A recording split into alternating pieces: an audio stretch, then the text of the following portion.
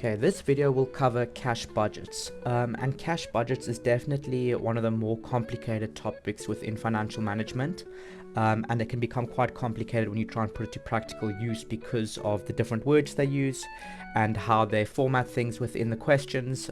So I'll be running through an example on the left side of the screen here. It was a class example. The exam questions are structured a little differently, and they can be structured many different ways. So I thought that I'd do a very complicated one right now, so that when an exam question does come along, it will hopefully be simpler than this, and you'll be able to follow through and understand what to do. So I would suggest that you at least know the theory behind cash budgets. Our spreadsheet does not do everything for you. It does all the calculations for you, and makes it simpler and quicker that way. It also makes it a bit more easy to understand, with all the different sets of data that you can input, and it'll generate a complete cash budget for you. So on the right side of the spreadsheet, you actually have your entire cash budget. So this is basically your answer. When you do answer it in your exam, you're going to have to summarize it and just give what they want. That will normally be these five cells over here that cover this information down over here. So you'll input your data on the left and receive your answer on the right. Now you need to pay attention to the way the question is asked, and then where to put the information that is given. So I'll run through this question slowly, and you can pause the video, read a little bit, and try and understand where we're going from there. So you always need to look for the months that they require the cash budget for when the question starts, and it's written right at the bottom of this one. Oftentimes it'll be written near the top, but this one's written at the bottom. It's for September and October. So you need to insert these months into month 1 and 2. If they ask for September, October, and more months following, you insert those months into there. This cash budget can handle up to 4 months. You will not be getting more than that. There's no chance of that. So don't stress about that. 4 months is the most you'll be getting, but most of the time it's between 2 and 3 months. You'll also see that there's a prior month and a month before last. This is to help calculate different discounts, or how much debtors terms which are following, and you'll insert your information in there. So from here on, now that you know that it's September and October, you can already understand that month 1 is September and month 2 is October, and same will go for the right here. Month 1 will be September and month 2 will be October. So these ones will most likely stay blank. You might get some values from there, but we are only looking for month 1 and 2. So you can start now putting the data into the places which belong. So I will guide you through that, and we can go down quickly. I'll highlight it on the right and then speed it up as the video goes on.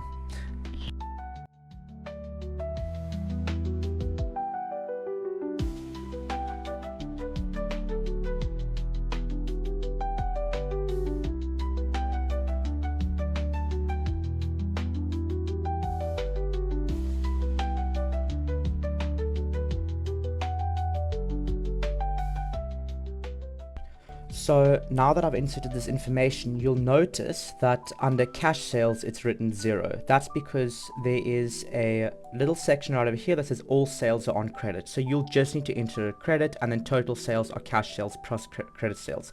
I would have put a sum function in over here, but oftentimes it can change. So just insert it yourself or do it quickly on a piece of paper or calculator next to you to get the total sum. So if this were, for instance, 25,000 under cash sales, this would be 150,000. From here on out, you want to insert your debtors terms, which can be found under the collection policy, credit sales. This is also known as debtors terms. Within your spreadsheet, I'll make sure to add that as well.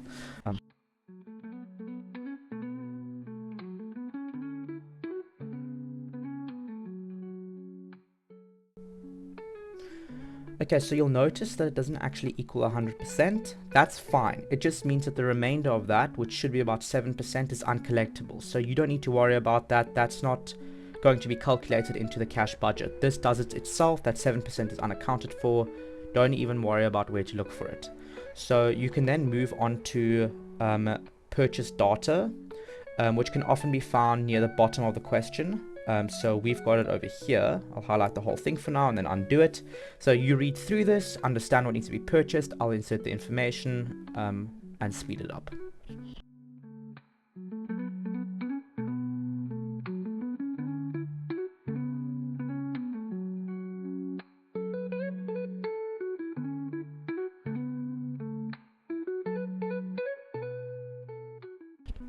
So you can add the November purchases in as well. You don't have to. I'm going to leave it blank because we're not actually looking for anything in November. So I'm just going to keep it at 0.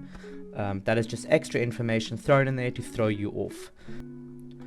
Okay, next thing you want to look for is payment policy. There's one very important sentence within your question that will obviously describe what the payment policy is. And within the sentence, it's right over here. So oftentimes you'll have different percentages and those percentages will be given. This one only has one sentence, which means that you can accumulate for 100%. So this one says paid in full in the month following the month of purchase. So it's the month following. So you know that is at 100%.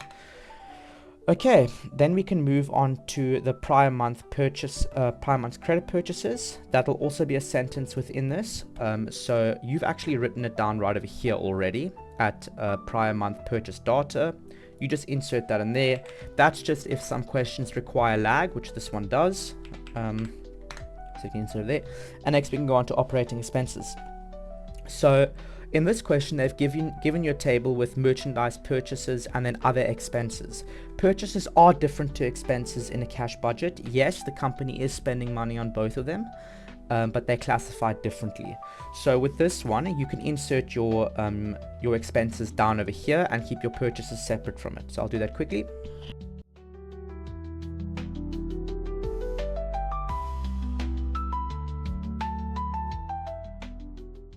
Again, I'm leaving November blank. We don't need to do November. You can insert the values if you want, but it's not necessary.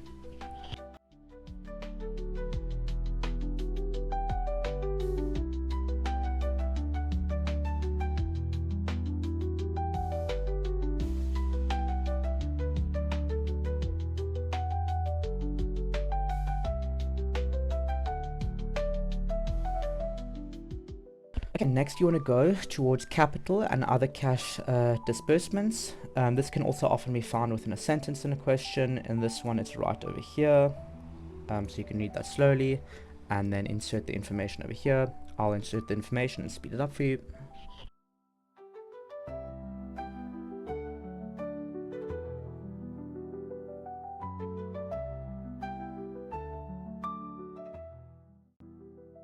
And then we've got other cash receipts. So here we have a loan of 20,000 made in September and repaid in November. Again, we're not looking for November, so there's no need to deduct that. We can just insert that right there where it needs to go. Oh, sorry, not there. There. 20,000. Then you'll see right at the beginning, right at the end, I've got a beginning cash balance for month 1. That is always given. There it is, 22,250.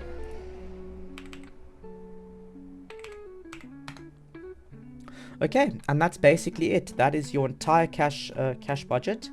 So if you now go to the right, there it is, completely generated for you, all answers given. And then you can insert this information over here. So we are looking for month 1 and 2. You basically want to give this as your answer. If they ask for other things like cash purchases, that's not given right now. But if they're looking for credit purchases prior month, there it is. If they're looking for credit sales collected in the same month, there it is. So this is basically given all the information you need. Hopefully that you can get some good marks in this if the question is given in the exam. And I wish you the best of luck.